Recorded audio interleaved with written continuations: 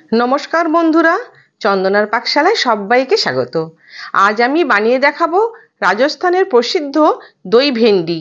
এটা রাজস্থানের খুবই জনপ্রিয় একটা রেসিপি। দুর্দান্ত স্বাদের এই মশলা দই ভেন্ডি রুটি, পরোটা, ভাত সবকিছুর সাথেই খাওয়া যায়। বন্ধুরা, আশা করি রেসিপিটা আপনাদের বেশ ভালো লাগবে। আর যদি ভালো লাগে একটা লাইক দিয়ে কমেন্ট করে জানাবেন। আর আপনি যদি আমার চ্যানেলে নতুন বন্ধু হয়ে থাকেন, চ্যানেলটি সাবস্ক্রাইব করে রাখুন এই রকম নতুন নতুন রান্নার ভিডিও পাওয়ার জন্য। দই ভেন্ডি বানানোর জন্য আমি এখানে মিডিয়াম সাইজের 200 গ্রাম ঢ্যাঁড়স নিয়ে নিয়েছি। ঢ্যাঁড়সগুলো 4-5 বার জল পাল্টে পাল্টে খুব ভালো করে ধুয়ে নিয়েছি। এবারে ঢ্যাঁড়সগুলো কেটে নেব। এই রকম মিডিয়াম সাইজ করে কেটে নিচ্ছি। যেগুলো একটু বড় ঢ্যাঁড়স আছে দু টুকরো করে নিলেই হবে, আর যেগুলো ছোট ঢ্যাঁড়স আছে সেগুলো বোঁটা আর নিচের দিকের অংশটা ফেলে গোটা রেখে দেবো। ওগুলো আর টুকরো করার দরকার নেই। সব ঢ্যাঁড়স আমি কেটে নিয়েছি। এবারে মিডিয়াম সাইজের 3টে পেঁয়াজ নিয়েছি। পেঁয়াজগুলো বড় বড় টুকরো করে কেটে নেব। পেঁয়াজগুলো টুকরো করে নিয়ে প্রত্যেকটা পেঁয়াজের থেকে পার্টগুলো আলাদা করে নিতে হবে। দেখুন, আমি প্রত্যেকটা পেঁয়াজের পার্ট আলাদা করে খুলে নিচ্ছি। পেঁয়াজটা রেডি হয়ে গেছে, আমি সাইডে রেখে দিয়েছি। এবার আমি এখানে নিয়ে নিয়েছি 2টো মিডিয়াম সাইজের টমেটো। টমেটোগুলো খুব ছোট ছোট করে কুচিয়ে নিচ্ছি। এবারে কেটে রাখা ঢ্যাঁড়সগুলোতে মশলা মেখে নেব। দিয়ে দিচ্ছি 1/2 চামচ নুন, 1/2 চামচ হলুদ আর অল্প একটু পাতিলেবুর রস। খুবই সামান্য লেবুর রস দিচ্ছি।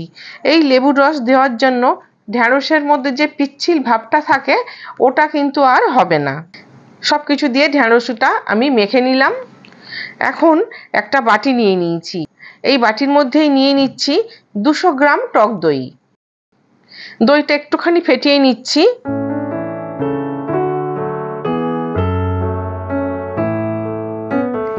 এবারে দিয়ে দিচ্ছি এর মধ্যে ছোট চামচের 1/2 চামচ হলুদ গুঁড়ো, 1 চামচ ভর্তি করে ধনে গুঁড়ো আর 1 চামচ কাশ্মীরি লঙ্কার গুঁড়ো। সব মশলাটা দইয়ের মধ্যে ভালো করে মিশিয়ে নিচ্ছি। মশলাটা সাইডে রেখে দিয়ে এখন গ্যাসে একটা কড়াই বসিয়ে দিয়েছি। দিয়ে দিচ্ছি 2 টেবিল চামচ সর্ষের তেল।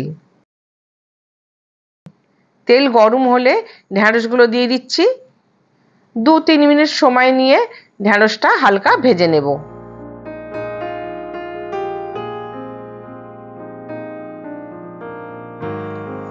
লাল লাল করে ভাজার কোনো দরকার নেই, হালকা ভাজা হয়ে গেছে, তুলে নিচ্ছি। ঢ্যাঁড়স ভাজার পরে যে তেলটা আছে তার মধ্যে দিয়ে দিচ্ছি আমি টুকরো করে কেটে রাখা পেঁয়াজের কোয়াগুলো। এই 1 মিনিট মতো সময় নিয়ে একদমই হালকা করে ভেজে নেব। 1 মিনিটের মধ্যেই কিন্তু তুলে নিতে হবে।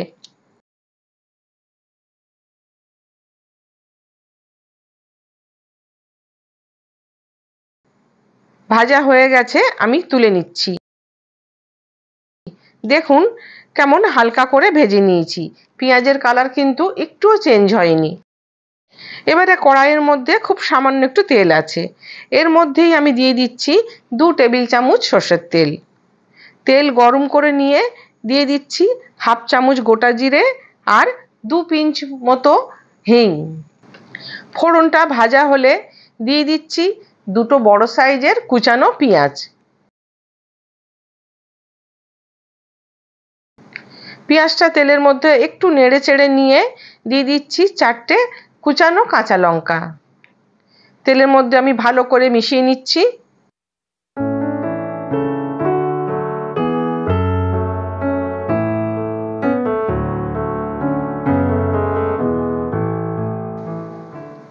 এবারে মাঝখানে একটু জায়গা করে নিয়েছি।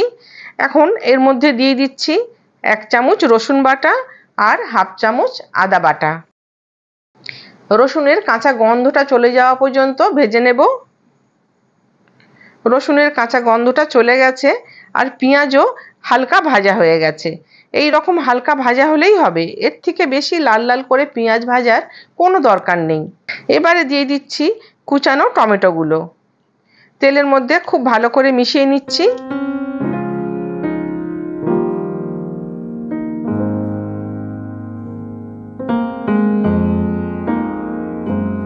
দিয়ে দিচ্ছি হাফ চামচ নুন।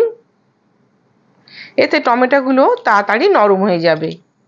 নুন দিয়ে আবারও ভালো করে মিশিয়ে নিচ্ছি।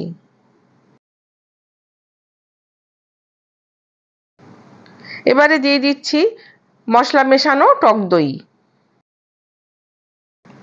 গ্যাসের ফ্লেমটা এখন আমি একদম লো করে দিলাম।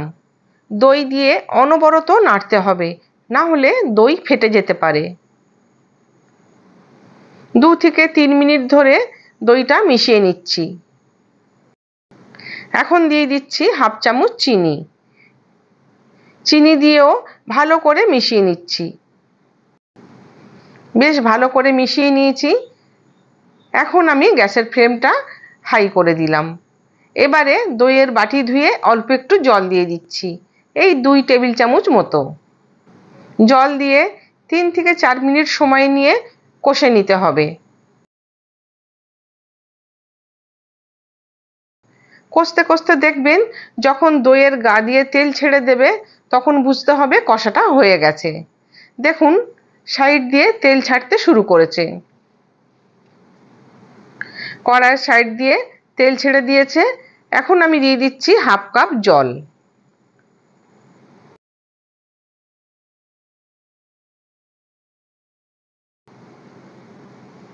গ্রেভি ফুটে উঠলেই দিয়ে দিতে হবে ভেজে রাখা ঢেঁড়স আর পেঁয়াজের কোয়াগুলো। গ্রেভির মধ্যে খুব ভালো করে মিশিয়ে নিচ্ছি। 2 মিনিট মতো রান্না করে নেব। সব শেষে দিয়ে দিচ্ছি ফ্রেশ কুচানো ধনেপাতা। একটু মিশিয়ে দিচ্ছি। বাড়িতে এই রকম দই ঢেঁড়স বানিয়ে সবাইকে খাইয়ে দেখুন, সবাই প্রশংসা করবে আর জানতে চাইবে কিভাবে বানিয়েছেন। তাহলে বন্ধুরা আজকের মতো টাটা। আবার দেখা হবে নতুন কোনো রেসিপি নিয়ে। ভালো থাকবেন, সুস্থ থাকবেন।